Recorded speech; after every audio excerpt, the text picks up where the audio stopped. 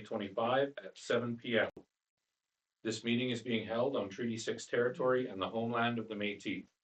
We extend our gratitude to those who came before us and have called this ancestral land home for generations. We respect and honor the treaties, reaffirm our relationships with one another, and move forward together in the spirit of truth, reconciliation, and collaboration. Call to order at 7 p.m.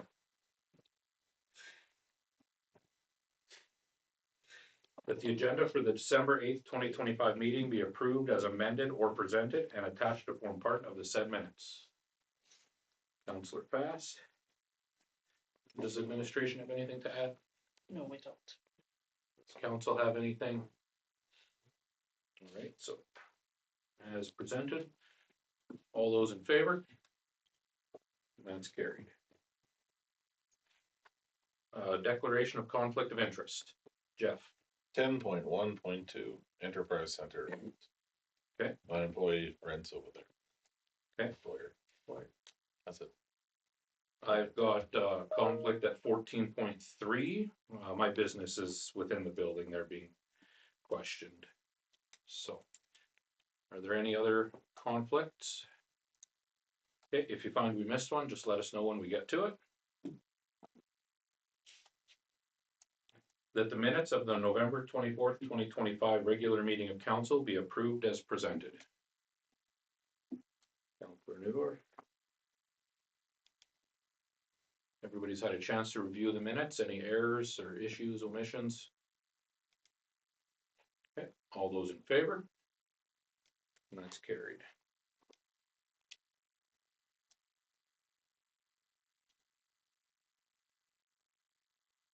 That the RCMP report for the month of November 2025 be received and filed. Councillor Stewart. And with that, follow up the constable. How are you tonight? Good, yourself? Doing very well. So, my name is Corporal Jonathan Trombley. Unfortunately, Staff Boyanzik had other arrangements tonight, so he couldn't make it, so he's asked me to come instead. You guys all have a copy of the report, I take it, so I'll just kind of go through it here with you guys. For the month of 2025, Nipawin RCMP responded to and investigated the following occurrences in Nipawin Speed Detachment area. Charges are not typically laid in every instance. We have had 14 assaults, 11 harassment complaints, 26 break and enters, 3 impaireds, 29 mischiefs, 14 breach of court orders, 18 disturbed the peace, 10 frauds, 150 classified as other, 115 traffic and safety act offenses, 27 motor vehicle collisions, and the 20 911 calls, 13 mental health act, and 13 liquor acts, for a total of 463 files for the month of November. We have had an extremely busy month of November, more than usual. Usually when the winter time comes, the cold and snow hits, we usually get a big decrease. Unfortunately, that was not the case this month, with a steady rise in both property crimes and mental health complaints. We generally do see a lot of mental health rise during the more darker months. That's just typical for us. But we did have a streak. I'm sure if you guys have known, as some of the businesses got broken into in the last few weeks, it was definitely a planned and organized few attempts there. We do have some suspects that we have in mind. Usually the same thing. People get released from jail, they come into the community, and next thing you know, we have a steep increase in property crime. We find them, we catch them, then they go back down again. So it's just a matter of time. We did recover some of those stolen vehicles in different detachment areas. They're being processed. We're just waiting to see back if there'll be any results from those hits. Surprisingly enough, a lot of businesses in town still don't have camera systems that work or record. So it would be great if we can get that message along to all the property owners, you know, please get those things in place. It is a huge help for us these days. In the court system, they really like to have every bit of evidence that they can. We can't work with hearsay evidence. We have to have proof. So camera systems are always great. They're not the be all end all, but it definitely helps point us in the right direction. We generally know who all the people are that are causing problems in our communities. So all those things do come into play. As usual, the policing priorities are going to be prolific offender checks and road safety enforcement. We are just wrapping up the National Impaired Driving Week.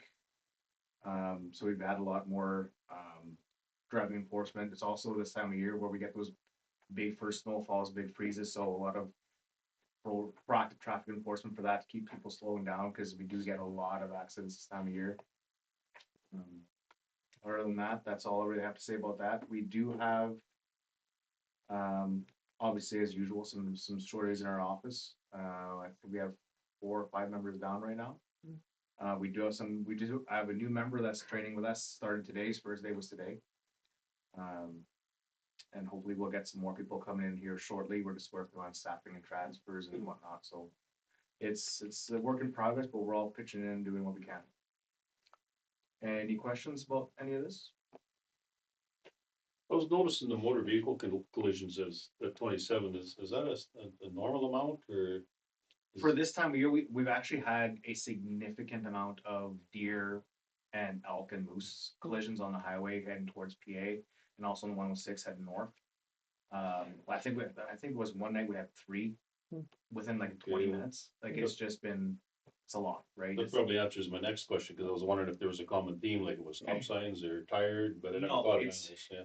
Like I'd say it's a 50-50 mix between people that are hitting the ditch because of the snowing conditions in the roads and animals, because now it's getting dark earlier, people are not paying attention, they're driving home from commutes, and the animals are more active at dusk, and then they just get smoked. We just had an elk MVC, I think 2 nights ago, and we've had many deer and moose over the last month. Interesting. Any other questions or comments for Constable Tremblay? All right. Thank you so much for coming. Yes, thank you. Continue to work and Merry Christmas. Thank you guys, have a good day. You too.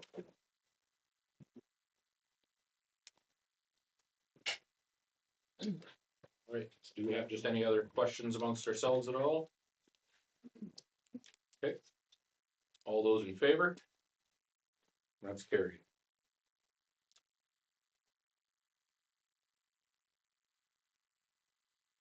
All right, moving on to delegations. This is our first delegation that we've had in a little while.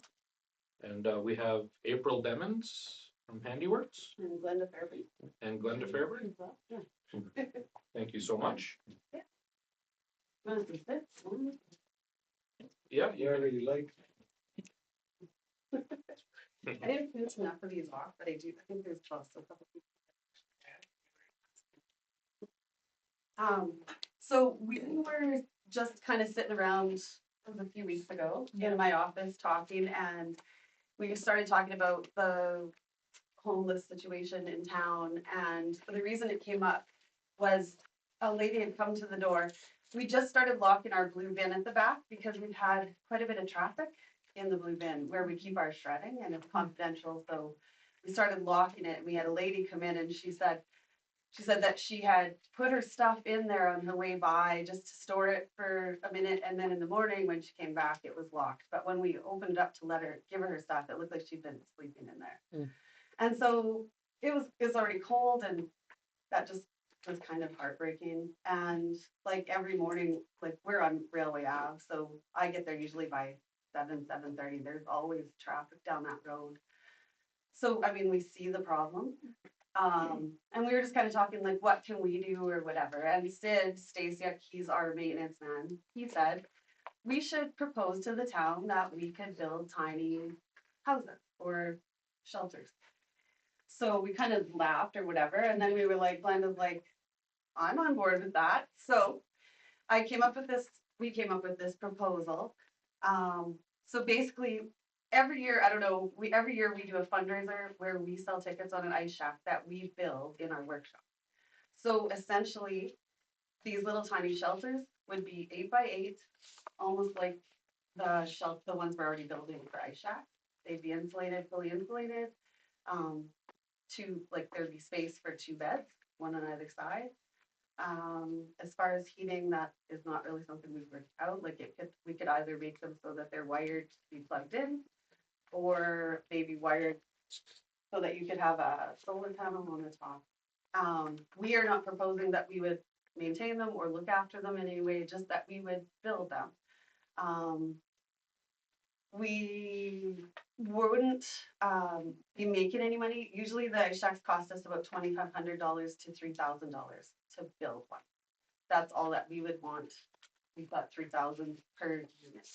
So we wouldn't be making any money, but it would provide programming for our, participants that work in workshops. So it gives them, building skills and stuff in the workshop. So that was kind of what was behind it. As far as who would pay for it, I don't know. If the town has a budget for something like that, or at the end of this, there's kind of just a sample letter of maybe it's a sponsorship thing. Like we could do a drive to the whole town. Businesses could sponsor a shelter for $3,000, or the Kinsmen. It could even be a building night where they could come down and paint it, help build it. It might bring the community together. When we discussed it with the board, they also said it may separate the community because not everybody's going to be on board with this kind of a project. So, I mean, it's an idea. We thought we would bring it forward. I kind of did up a timeline that, like, if we kind of started in January, February, we could kind of build right until September. 10 shelters by next September is probably a little ambitious, maybe, but because we're not super quick, but over the next couple of years, we could definitely do it. Material would all be purchased by like all of the hardware stores in town, so it would provide some business for them as well. As far as where they would go, that would also be up to you guys.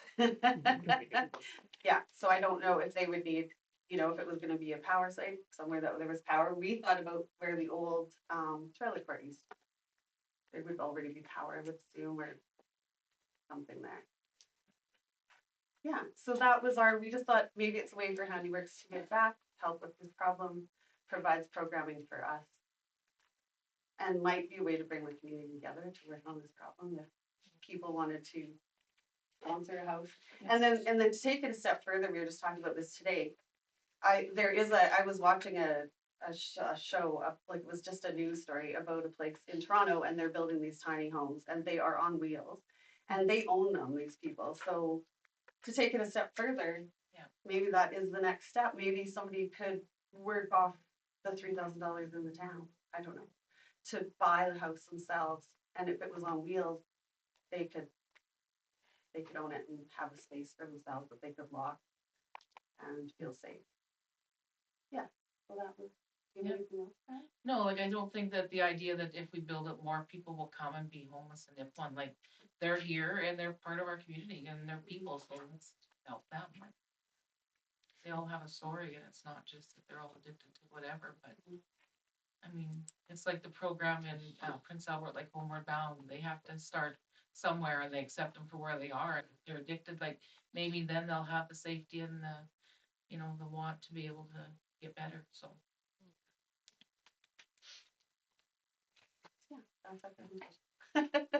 Thank you very If much. anybody has questions, but yeah. Are there any questions initially on the presentation? I know this time of year is when we do face the most critical issues with the people who need help the most in our community. Mm-hmm. And it has been a common thing around the table, not just at the council level, but with some of our outside groups like Oasis as well. Mm-hmm. So we will definitely receive this, and it'll probably go to a committee for some more work. Mm-hmm. I would see something like this probably potentially being something where you would partner with another organization as well. Mm-hmm. But we'll definitely take this and we'll have some more discussions about it. So yeah, we just thought maybe we can be part of that discussion, and if there's something in a way that we can help in kind of a way like this, then we'd love to do that. But yeah. Does the town have a number of how many homeless are in the community right now? A current number, I don't know. They did a count about, head. Was it last year? Yeah. Yeah, Yeah. it was 100 people and an additional 50 kids. Yeah. Yeah, it's close to 200. Yeah. So like if we kind of heard rumors that the Oasis was building something for 60 or 80 people, whatever, but there's still that many more people that need it. It's just another option. And there's different levels of homelessness too. Some of them are more what they would call couch surfers, right? Then there's the true homeless, the ones that are onto the streets. That was less, but still a substantial amount of people. People run out of couches pretty quickly. Yeah, You know, you like- do, yeah. Yeah. It's, Yeah, so, yeah, if you, when you are coming up with ideas, just keep us in the thought. Keep us as part of your conversation. Yeah. Absolutely. Thank you so much for Okay, coming have a in. great time, thanks. Merry Christmas. Yes, you too.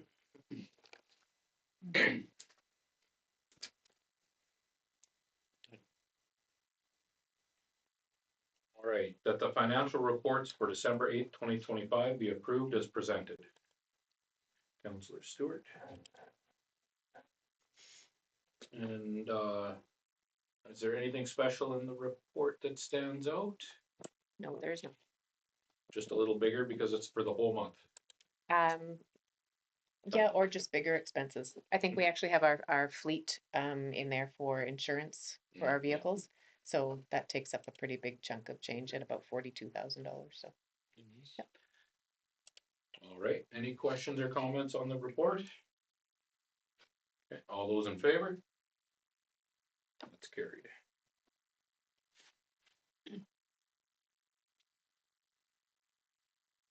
That the reports of senior administrative officials reported as items 9.1 to 9.2.5 be received and filed. Councillor Vic. All those in favor? That's carried.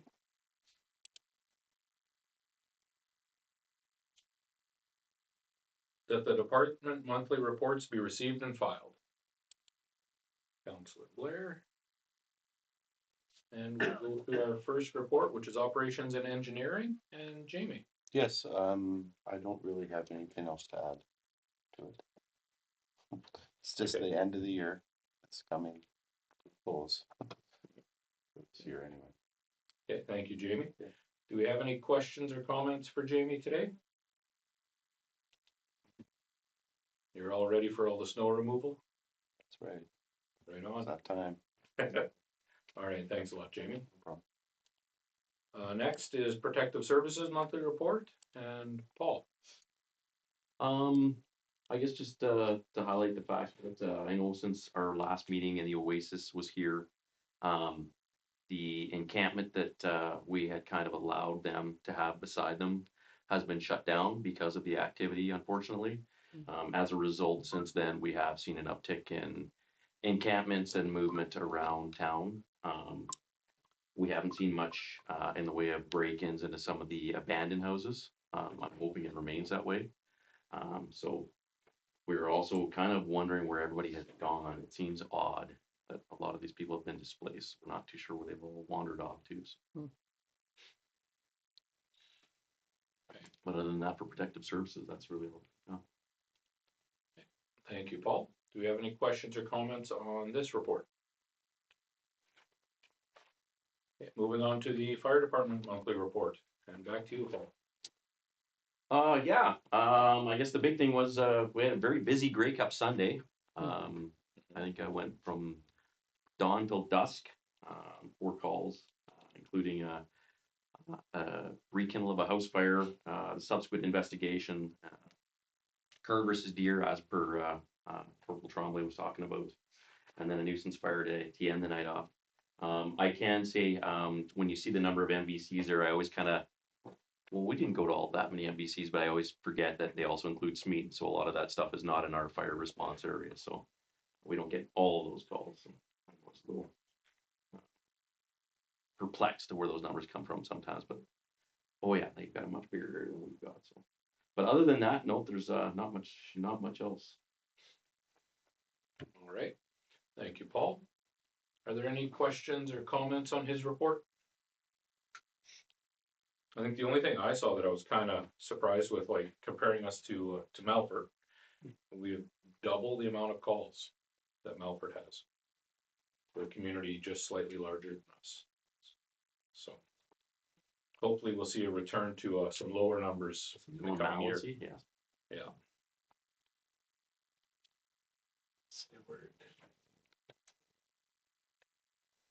All right, if there's No other questions or comments? All those in favor? That's carried.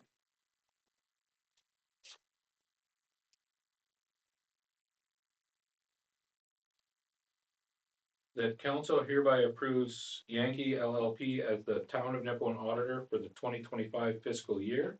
And that council hereby approves the 2025 engagement letter, council questionnaire, signing authority request, and bank confirmation as presented. Councillor Blair. Maybe Michelle is going to speak to this on you or Maria. Maria can, if you have that. Sure. So Yankee is our auditor for 2025, and the document package that is enclosed is just standard documents that are needed to be approved through council and signed and sent back to them just to commence the actual audit process. Thank you. So were there any questions or comments on this? Pretty straightforward. I have all the documents to sign tonight, so everybody can see me before Okay, you leave. we'll make sure that gets done. All right, if there's no questions, all those in favor? That's carried.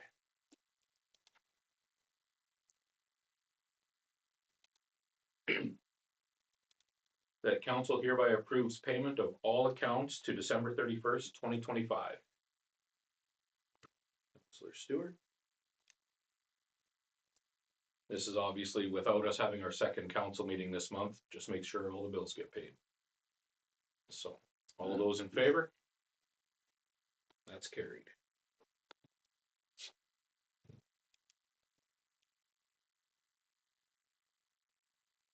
That council hereby agrees to purchase fuel from Lake Country Co-op for the town of Nipawin fleet for the bulk commercial price rate based off bulk rack standards, which includes GST, as recommended by the GM of Operations and Engineering Services. Councillor Vic. And Jamie, did you want to speak to this? Yeah, sure. So currently right now, we're in that same plan, option 2 with co-op, Lakeland Co-op, Lake Country, I mean. So we're paying roughly about $1.09 a liter. That's GST included, so very good rate. I did hand deliver to all the businesses in town that offer fuel. I only received these two back from Lakeland and from Domo. Domo's rate offered would be 8.5 cents Mondays and Thursdays, and the rest of the time it'd be 3.5 cents. Co-op offered a 5-cent reduction all days, but it's still, both of them are still more expensive than the bulk fuel that we currently have at the co-op. The system works well, so that's my recommendation. Thank you, Jamie. Yeah. Any questions or comments? Yeah, Les? So you need 24-hour fuel, I would imagine, and that wouldn't happen with Domo. It doesn't happen at co-op either. You don't need fuel after hours? Not very often. Usually the guys all fill up before the end of the day if they need it. Pre-plan? Yeah, they pre-plan, yeah.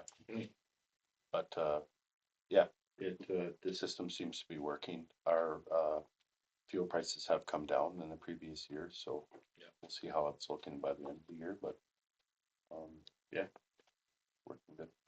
Overall, I think the budget for fuel is a lot different than it was a couple years ago. Yes, it is. So that's good. And it all depends on the snow. The more snow we get, the more diesel we burn. Yeah. Okay, are there any other questions or comments? All right, all those in favor? That's carried.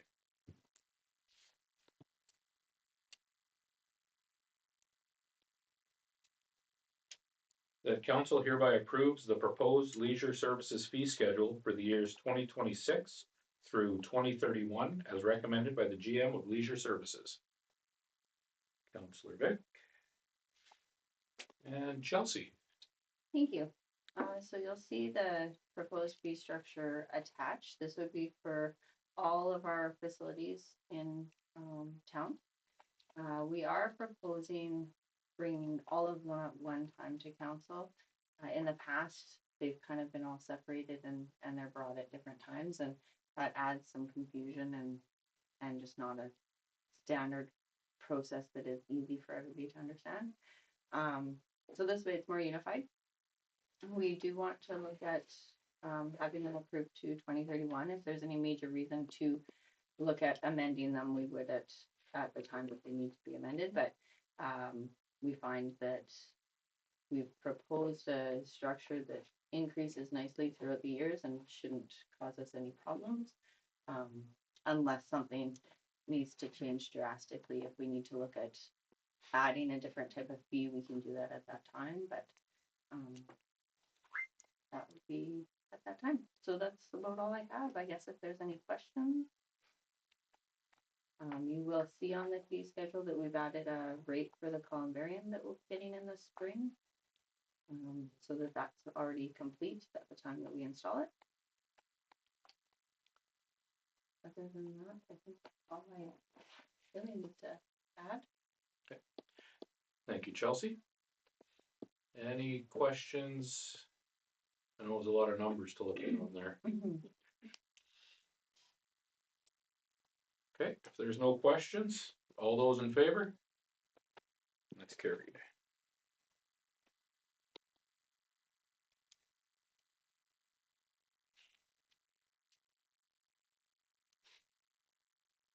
That council hereby approves the emergency purchase of rink seal from Simcoe Refrigeration in the amount of $27,788.28 plus GST to address the ongoing brine leak at the Centennial Arena, and that council authorize $17,800 plus GST to be allocated from the arena equipment contracted 461-720-217, and that council authorize a transfer of $9,988.28 plus GST from the arena reserve 310-100-704 as recommended by the GM of Leisure Services. Councillor Watts. And Chelsea, I'll let you speak to this one. Sure. So as council has been made aware, we have a brine line leak that we have been struggling with for a number of years, actually. We have done 2 attempts to fix it and have somewhat been able to been successful in that, but we continue to lose brine and now we're losing more like we had a couple of years ago. So we feel as though we have several small holes in the brine lines, not one major one that we can locate. 2 years ago, there was a major one. We were able to locate that and fix it. But now we are experiencing brine line, like the brine is we're losing brine, but not consistently, which is very difficult. One day we'll lose a whole bunch, the next day the level hasn't changed at all. But it is continuing to be an issue, and we are spending quite a bit on replacement of brine. So what we found through research is a stop leak kind of additive. You put it into the brine and then add it into the line, and it will find the holes and seal them. It should last. We've been told up to 10 years. They can't confirm that, so we do think it will last a couple of years for sure. For us to do some more work and kind of trying to find solutions on what to do with the brine lines. They are original to the building, so they're 55 years old, which is old, and we are not the only facility in Saskatchewan experiencing this issue. So they have had success with this product in the past in some other facilities, but can't guarantee how long it will last again. So because we're doing 2 pads, it's going to double the cost, I guess, to the 27. Okay, thank you, Chelsea. Are there any questions or comments? Sometimes you just unfortunately have to put the money out. And I guess us as a council will have to make sure we're considering long-term on that facility. Yeah. But Yeah. sooner than later. Yeah, it's getting up there in age for sure. Yeah. Jeff? How much would it cost just in the off season, fix the brand leaks? Like, make sure you go in there and actually fix them if you're replacing Yeah, them if we have so to. what we've been trying to investigate, and I am getting some pricing on, is to run new brine lines on top of our surface, our Okay, concrete. So really just do a new pad on top of our existing pad. So we're investigating what that cost might be. We do have a step, and we feel like it would be probably the best option because there's the step down to the ice surface. So we have the room where we can. so I was gonna say, do we have enough room with the boards for that? Yeah, we think we do. We'd have to remove the boards to do it and then put them back in. So it'd be a big project, but it's one that we are investigating doing just to fix that. Also on the other side of that is it's a 55-year-old building, but the cost to rebuild is It's just ridiculous. It's just, It's similar to the conversations we've been having about the Evergreen too. How much Yep. money do you Yeah. put into an old building? But we could never, ever afford it. no. that's the thing. That's the, yeah, When you look at it, you got a lot of structure in there that's still good. Yeah. Some structure that's bad. The investment to fix it could buy you another 20, 25 years, and Sure. compared to 40, 50 million now. And when we were discussing it as a senior management team, just a new Rankin, looking around the province, most of the new builds right now are around that 50 million. Yep. So. Indoor pools are 28 to 32 in Weyburn yeah. million.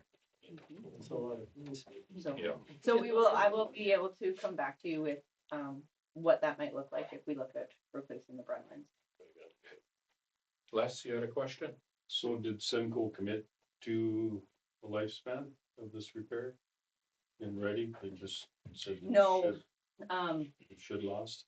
It should last. They won't commit because they can't tell, nor anybody can tell what the brine lines actually look like or how bad they are. They've used this before in other They have, situations? yes, yeah, and they've been successful in it. It is holding in the other facilities they've used it in. But they wouldn't give us how long. He figured for sure 5 years. But wouldn't give us any kind of assurance, like Wouldn't commit to anything? warranty, no. Okay. Any other questions? All right, all those in favor? It's carried.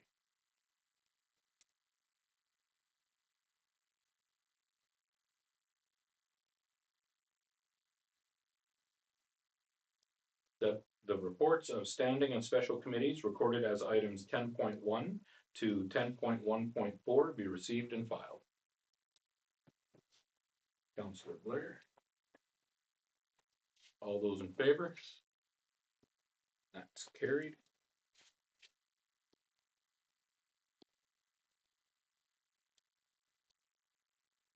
Whereas in previous years, the issuance of tax prepayment notices has resulted in considerable confusion, be it resolved that council hereby approves on a trial basis a change to the tax prepayment notice process by issuing a general information letter in place of the traditional prepayment notice, as recommended by the Governance Standing Committee at its meeting held on December 3rd, 2025. Councillor Stewart. And who would like to speak to this?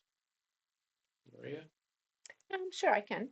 We had just discussed, I guess, what brought it to our attention and to bring it forward to council just for maybe some input and direction in changing a process, is the fact that come July, or in June, when we do actually levy taxes and we send out the notices, because we, as one of the very few communities in our area that send out prepayment notices, it generates a lot of confusion and frustration for our ratepayers. So they get a notice in January that gives them their prepayment based on the previous year's taxes. And it gives them, it says in very tiny little letters, this is an estimate, but people don't see that. So they bring it in, they pay their taxes, they think they're done. And then when we levy taxes in the summer and we send them out their actual tax notice, they come in and there's so many that are very verbally upset, and the staff take the brunt of it. And it's confusing for people. And so because of that, trying to alleviate some of that frustration for ratepayers and also to alleviate some of the assaults that the girls take at the front counters with just people and verbal abuse that they come in for. That I can't really relate how angry people get at this little bit of a notice, right? So it just inspired us to try and maybe do something a little bit different and try a different tactic rather than continuing with the same process and getting the same results.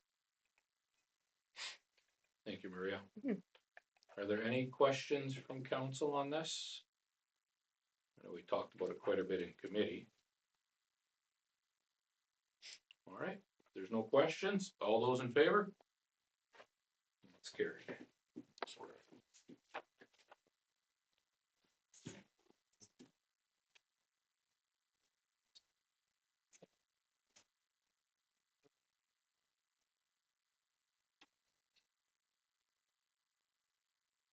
That council hereby agrees to add to the Enterprise Center rental program an all-inclusive full facility lease rate of $3,500 per month, inclusive of the existing Saskatchewan Health Authority cardiac rehab space, with the remaining portion of the facility effectively valued at $2,300 per month when leased in conjunction with the cardiac rehab program. And that any full facility lease be for a minimum term of 1 year with weekly cleaning and utilities included, and any minor tenant-related additions or expenses to be funded through the approved annual maintenance or contractor budgets as recommended by the Governance Standing Committee at the meeting held on December 3rd, 2025. Councillor Newdorf. And Derek. This is basically just so that when I meet with people, I can give them a number that's actual and not have to say, I don't have to take it to council to see.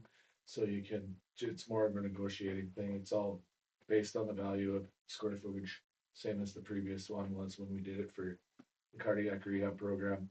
But yeah, it's just so we have numbers. There's been other people that I've met with, even today I met with a group about it, and they want the rest of the facilities, so it's just a matter of being able to provide the numbers so that they can budget.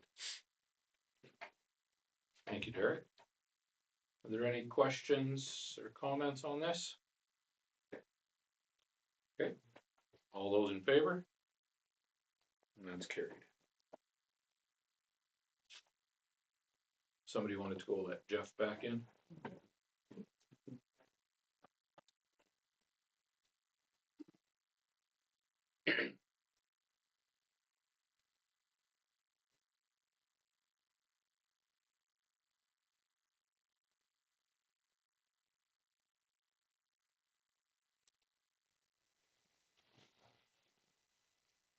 Not yet.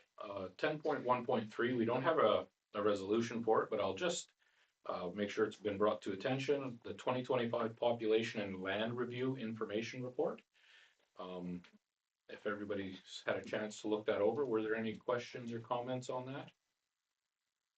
Joyce? I was just noticing the population growth. I would say 5 years, we'd be at the 5,001 people. Am I correct? Sense, so they're talking about I'm just looking at the lines. 2031. About 2031. 5 years. Yes. Yeah, that's 5 years. Good secret to come. Yeah, it is, that's an important number to keep in mind. Yes, Could for be- budgets. Could be expensive in 5 years. Very. So. I know that the provincial government has been talking about changing that limit on taking on city status, moving population up to around 7,500.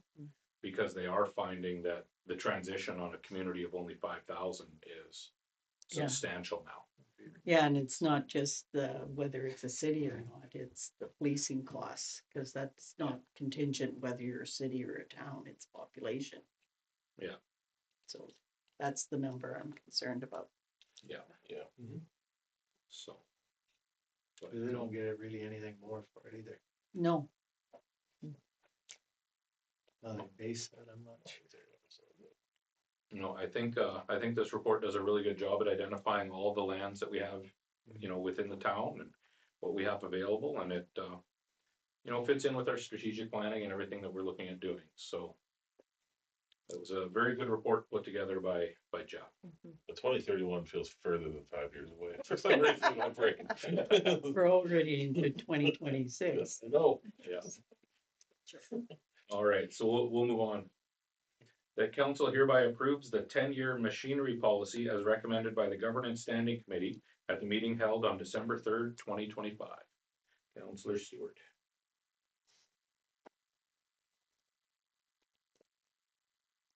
And Michelle, who would you like to speak to this one? Derek did all the heavy lifting on this one. We added one attachment to the agenda today, formatted so that it is the same as all of our other policies in format. But I'll just mention that. And maybe I'll just start before Derek jumps in. This is to keep our 10-year machinery reserve as a 0% loan program, basically. So departments would pay into it for the first half until 50 or 60%, and then purchase the item, the piece of equipment, machinery, vehicle, and then for the second half of the period would continue paying off that purchase. That would save us from all of a sudden, oh, we have to buy a loader this year, we're not prepared for it, or we have to buy a Zamboni, or what have you. We're always preparing and we're spreading the cost of the equipment over a period of time and funding it through the machinery reserve as opposed to having to take out loans. Derek, do you have anything you want to add to that? Mostly it's just to prepare capital planning. Yeah. So that everything is based on a 5-year plan. It's a repayment method, and you have to be committed to X amount of dollars, unless it's an emergency. There's provisions for all of it in there, so. Yeah, future planning and ensuring that we're always putting money aside for what equipment is coming up for replacement. For example, a grader is 25 years old, you might not think of it for quite a few years, and then all of a sudden, oh, we have to replace it now. So, You could use the example of 2031 is 5 years away. exactly. Yeah. No, Yeah, exactly. that'd be right. Yeah. Not that old. This just speaks to good asset management and keeping our equipment. What I like about it is the 5-year and the 10-year windows that you guys have. The $500,000, it's a 5-year window, right? Because trying to draw those little ones over 10 was 10-year machinery reserve. So I like that change the most. I think I may actually recommend just calling it a machinery reserve, or call it 5 and 10 year, right? Because we have a 5-year reserve. Either of those are good. Yep. So anyway, that's. Is it reasonable to, like, the different departments can meet that 50% target, or that's a reasonable thing, or is it a little steep, or how, like, if it's an emergency and they don't have that 50% to put into it? Like, In an emergency, chances are no, they wouldn't have it already built up because they're planning ahead, right? In emergency, you haven't planned ahead. There may be some, but I believe it's reasonable for the departments to budget the 10% over 10 years. Yeah. There are other reserves we can draw from too. There's Yeah. the stabilization reserve in an emergency, like if we need the money. So instead of this one. That's right. And it will take some time to build it back up to $750,000. I can start more than that. Wasn't this a bylaw one time, or is that the capital one I'm thinking It of? was a capital. Capital trust fund was the bylaw? Yeah. But we did always follow the process for the 10-year machinery. So we're getting back into that. Yeah, kind of went through a mess there, like everything did. Yeah, if we have it in policy, then we're repaying it every year. We're not forgetting or Right. having it inadvertently fall through the cracks. It's there, it has to be paid every year. This is also gonna have a big test on us on budget, because it's obviously departments are gonna have to look, that 5 to 10 years down the line and start looking at putting money in their budgets. So we're expecting to see some bigger numbers. We're gonna have to, right? Which means we can't just pass the infrastructure deficit on to the next council. Yeah. Unfortunately. So that's what I was gonna ask, is that with this, it is gonna come down to the GM of each department to know where their equipment is sitting at, to pre-plan for if they need a new grader, or they need a new Zamboni, or they need a fire truck, or whatever, they have to put that into their budgets then, the pre-plan. That's right. The fire department, I will say, when you speak fire truck, that is a little different because we have all of our partners that also pay a percentage of the, so it is a little different for fire department versus the rest of the departments, just because we have the partners that contribute a percentage as well. Fire department has its own reserve, though. They Correct. put it forward. Yes. I don't play nice with others. I'll also add to, Jeff has been working really hard on the asset management plan, Yes. so that really does identify where our equipment is and its useful life. And gives us a good idea. So we know when, for example, the Zamboni needs to be replaced. Our last Zamboni was actually a really good machine and lasted a couple of years longer. This Zamboni isn't the one that's gonna do. So, but it is identified in that asset management plan too. Jeff, let's do it. All right, any other questions or comments on this one? All right, all those in favor? That's carried.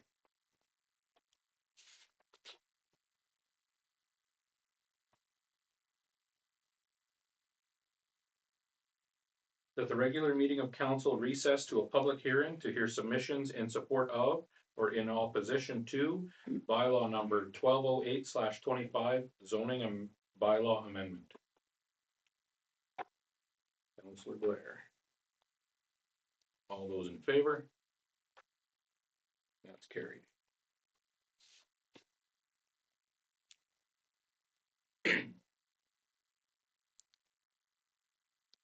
As presiding officer, I hereby declare the public hearing open. This public hearing is established under the authority of section 24 of the town of Nipawin, bylaw 1170/23, the council procedures bylaw.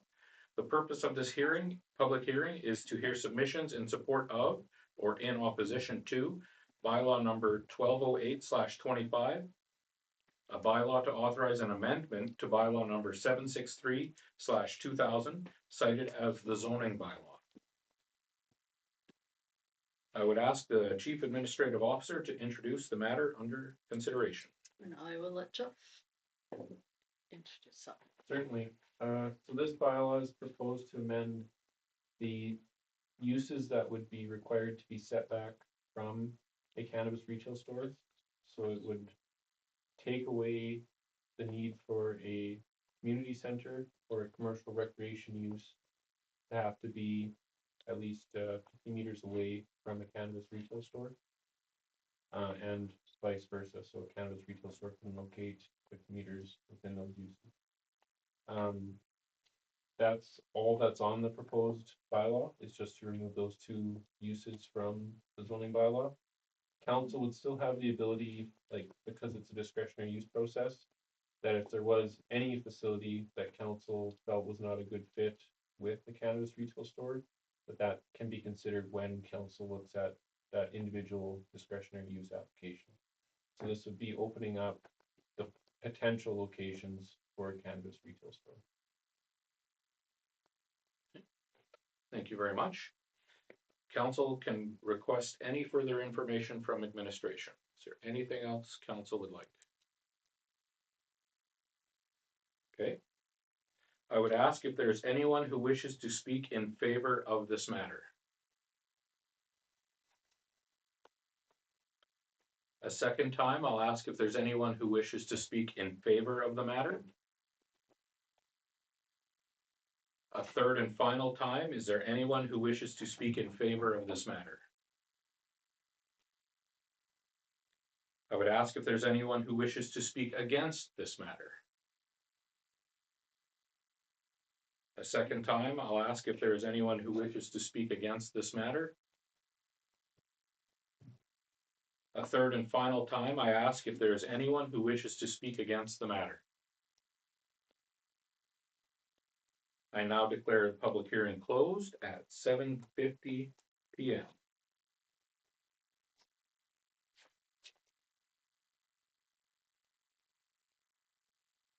That the public hearing be adjourned and the regular meeting of council be resumed. Councillor Vic, all those in favor? It's carried. Can you pass this to Jeff, please?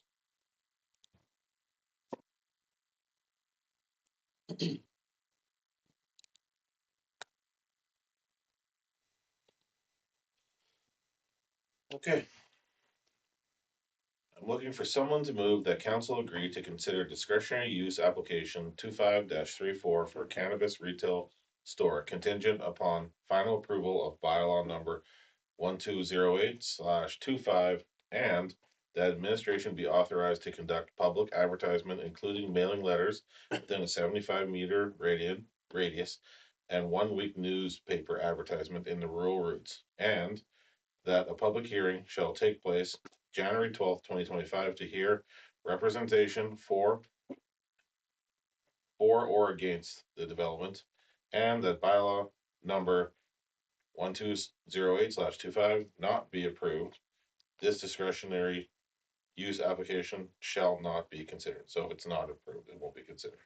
Looking for someone to move that.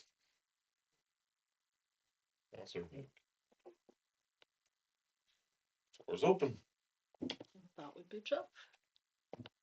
Yeah, we received this application. They are proposing to have a cannabis retail store, at, I can't remember the address now. 348. Pardon? 348. 348 First Avenue East. The location would meet the criteria if the proposed bylaw that's on the docket is approved. They submitted and kind of information about them. There isn't really a whole lot extra to consider with it. This would just be to enable the advertisement in the newspaper, the sending out of the public notice, and then I would create a report looking at uses in the vicinity and present that to council. If there's anything that council is looking for information wise, or things that would like to be considered specifically, could let me know and I can consider that in the report. All right, any questions?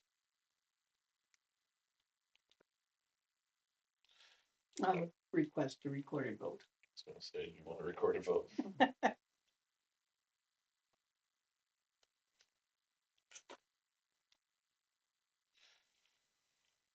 Okay, all those in favor of the motion?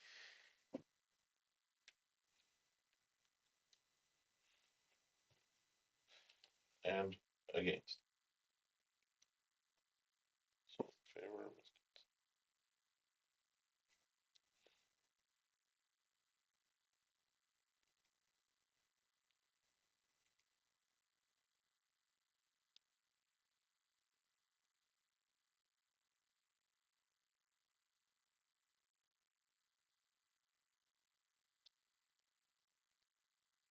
And that's carried.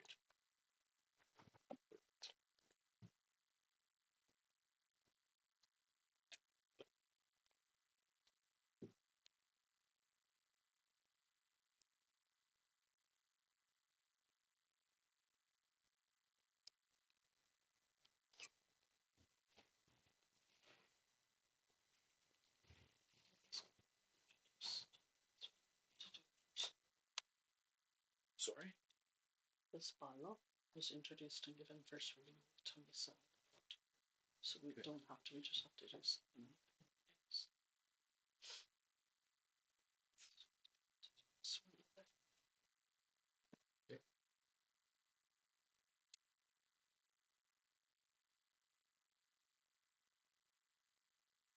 That bylaw number 1207/25, oh, we don't have to do this We one. don't have to do the first read, introduction first Oh, yeah. reading, because it was done on October Sorry. 27th.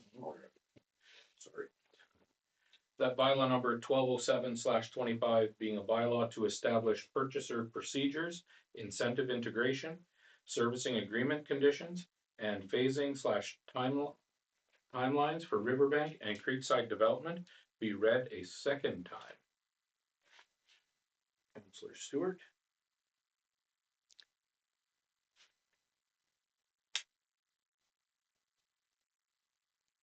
Michelle, did you want to Derek, do you have anything do it or? to add? Well, I think we covered it last time. It's basically put in a bylaw form just so that it carries some teeth with stringent guidelines around timelines and not flip-flopping and implementing the plan that you put in place. I do have a comment. My only thought is that if we really intend to be open to the idea of that development, that this is maybe too rigid and too stringent, that it just might deter developers altogether from even looking at it. And I don't know if this is reasonable, but if that level of detail rather should go into like a contract that can be negotiated at the time. I guess the concern that I have is that because it's so rigid and so there's tight timelines and tight consequences, that if a developer got into it and then decided to walk away, the town could be left dealing with the fallout, or if the developer can't meet the timelines, and also that if it might be an extra burden on administration if there's a lot of extension requests or a lot of red tape that has to happen, because of the rigid timeline. That's the only comment that I have. Joyce? I do have concern with this too, because it didn't actually go to a committee first to go through some of these issues that were brought up. That It went to governance. It went to governance. it did go to governance. Yeah. Fortunately, that's not. And the reason for the tight timelines was because when that was originally brought to council, the timelines that were in place for a servicing agreement was one of the things that it seemed like I felt that council wanted stringent because we are developing in a new place, and so that would be where that came from. Okay. Like, I mean, I do appreciate that all the effort that went into protecting the town from risk.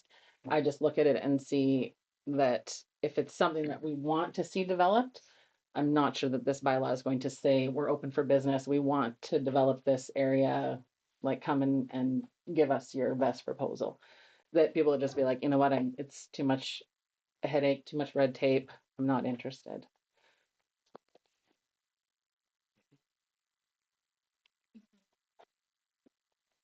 Jeff?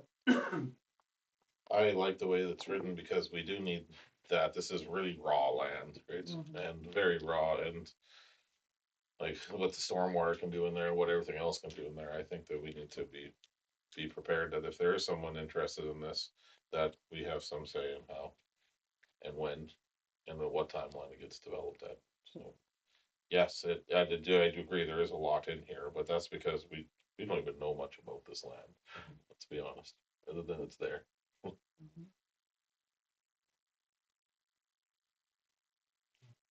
And 11.1, the statutory subdivision decision window is 90 days. That's statutory. So that's not our timelines for that. And I don't know, I mean, this is obviously new for me, so I don't know if those like I appreciate all the timelines and that there does have to be, we do have to see progress moving forward and commit to what you're going to commit for. I just don't know if that would be better suited in a kind of a negotiated way.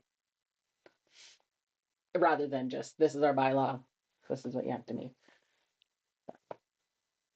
So I guess Jeff and Derek, you work with developers and I agree that there's a lot of red tape with it for sure. yes, yeah.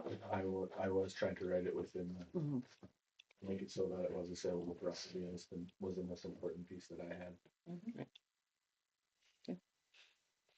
I'd also agree the timelines can be, like, that is something that you would like to negotiate or be able to negotiate. So I don't know if that's a change in wording, maybe at some point in the future, or. I was just gonna ask, with us putting this in as a bylaw, does it leave any room for negotiation? You know, if the timeline is 2 years, let's say as an example, and they were like, hey, we need 2.5, just because of timing of when they purchased the land or something like that. You can make a request for extensions. They just extend it to council, their Yeah. request comes to us.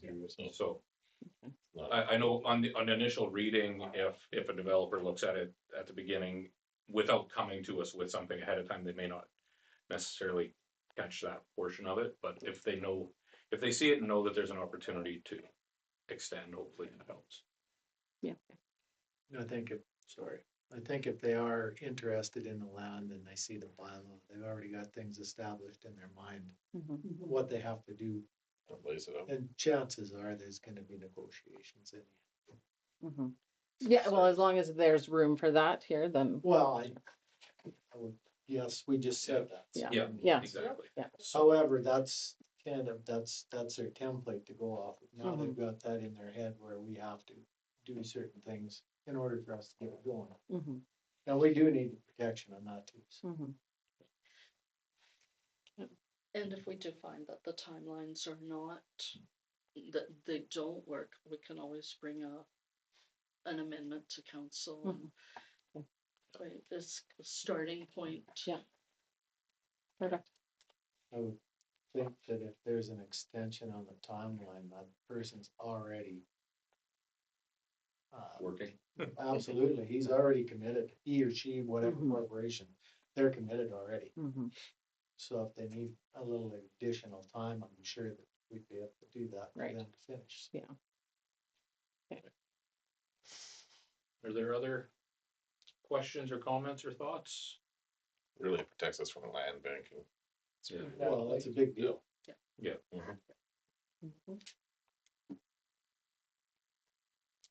Seeing no other comments, I'll call the question. All those in favor? That's carried. And my apologies, we also don't have to do the resolution authorizing giving 3 readings at this meeting, because we gave 1 reading at a previous meeting. So that we don't have to do. I'm sorry, I didn't catch that earlier today. That's all right. Okay, that bylaw number 1207/25 being a bylaw to establish purchaser procedures, incentive integration, servicing agreement conditions, and phasing/timelines for Riverbank and Creekside development be read a 3rd time and finally adopted. Councillor Watts. All right, this is our 3rd opportunity. Make sure we read through it, understand everything, and are prepared to move forward. Any other questions or comments you might have?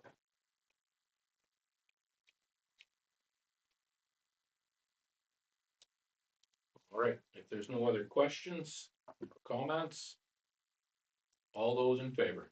And that's carried.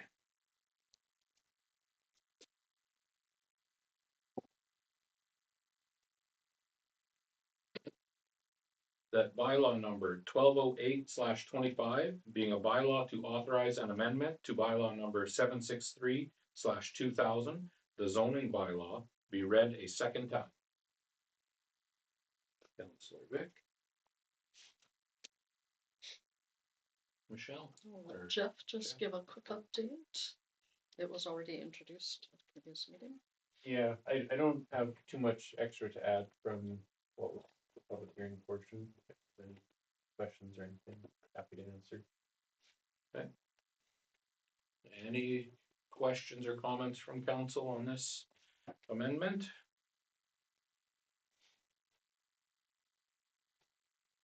Okay, there's no questions on the 2nd reading.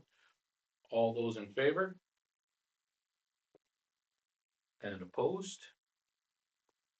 That's carried.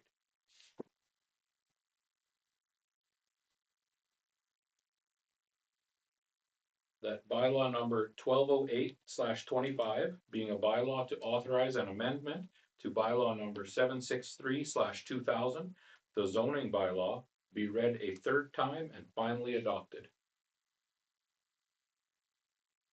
Councillor Fast. So this is your third and final opportunity. Take a look through the bylaw. Any questions or comments? Okay, seeing there's none. All those in favor? And opposed? That's carried.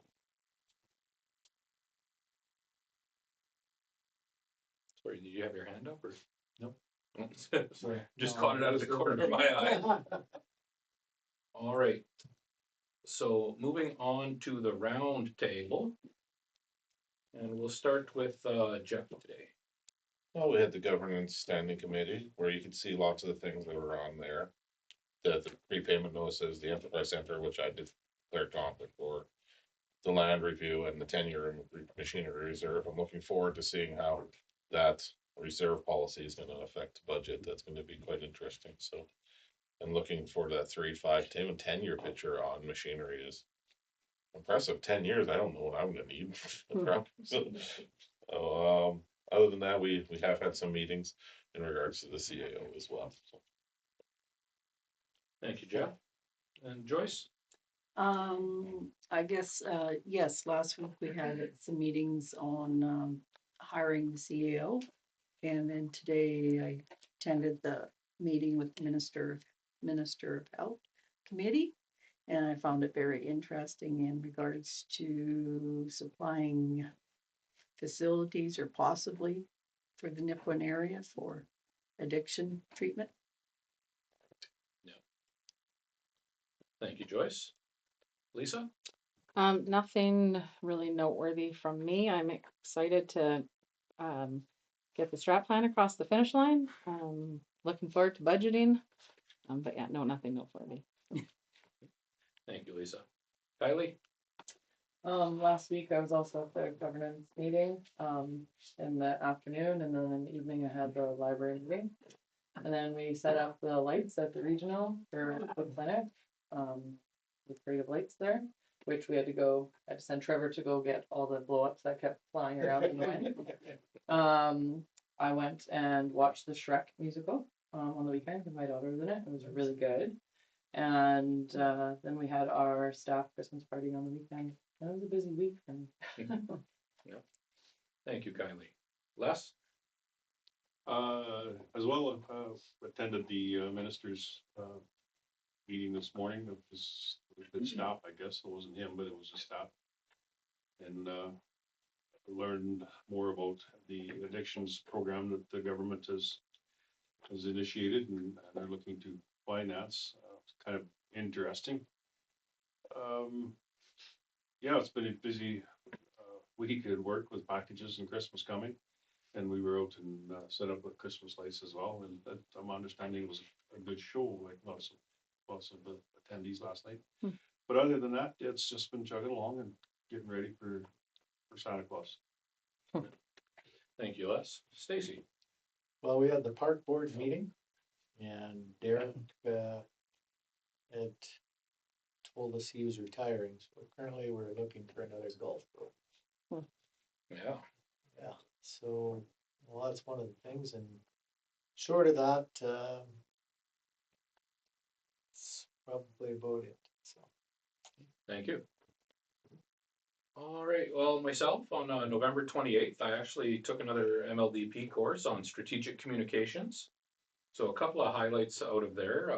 Social media is important. If you're not there, somebody will fill the void. So it's all about making sure that we do have some presence online. I know it's not always the best to be out there, and you always got to be careful what you say either way, but make sure we have a presence there is what they talked about. And then in tied in with that is that media has changed, and sometimes your citizens can have a larger audience than the news outlets. With social media influencers now, especially in our area, the tourism influencers. we have many people in the area with a vast reach across North America. So, then they talked about how to prepare for an interview, whether it be TV or radio, and then crisis communications as well. One thing I can say though is everything that they talked about, we have in place. So we're doing very well in that regard. December 3rd was a governance committee meeting where we did our policy review. I was really happy about the population and land report. That was something I enjoyed seeing. And the enterprise rental report was interesting as well. And then on December 3rd, we did have our hiring committee meeting. So we briefly discussed the current applicants and we drafted an interview form. So we will be looking at that later on. December 4th, I attended the Christmas tree lighting. Just want to say well done to Chelsea and your team for the work you did there. It was very good. So, on December 6th, I attended the Nipawin exhibition Christmas supper. It was a great celebration for all the volunteers there. And just want to note, I think I've got the name right, but there was a lifetime membership award presented to Arvid Burton. So congratulations there. I believe he'd served for around 30 years. So, and then today, December 8th, the ministry was here with the Ministry of Health, and Nipawin was identified as a high need location for these addiction treatment spaces. And the plan is to have 10 to 15 spaces open and operating by the end of 2026. So that is something that we do see a need for in this area.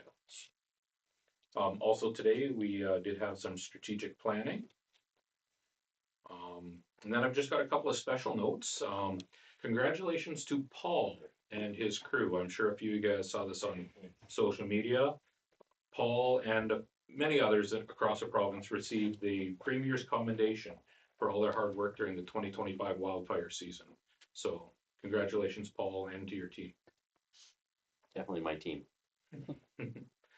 And as this is our last council meeting before the holidays, I just want to take a moment to read through a very brief version of a year in review for the community.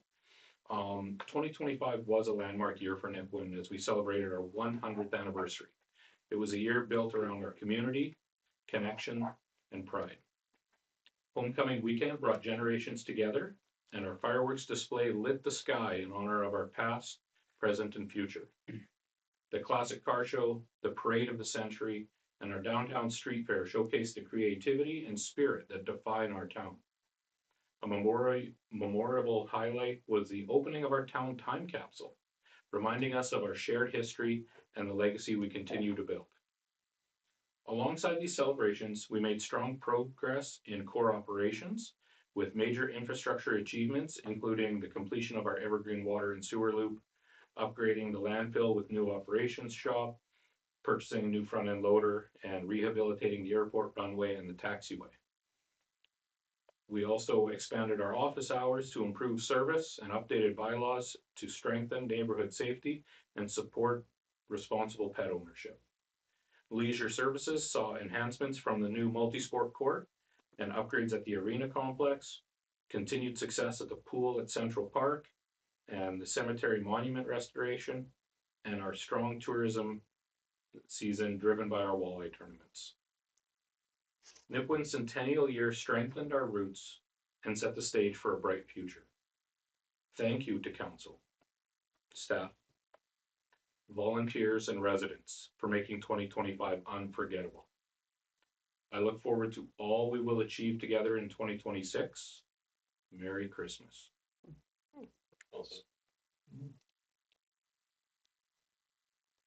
And with that, we will go on to the public forum where we do give opportunities for people in the forum and gallery to speak to anything that appeared on the agenda today. Anything? All right. Thank you. All right. That the regular meeting of council of December 8th, 2025 be closed with Mayor Zacharias in the chair pursuant to section 122A of the Municipalities Act and citing exemptions contained in the Local Authority Freedom of Information and Protection of Privacy Act under section 16, advice from officials, at 8:15 PM.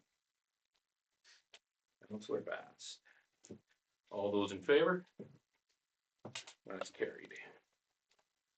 Thank you guys very much.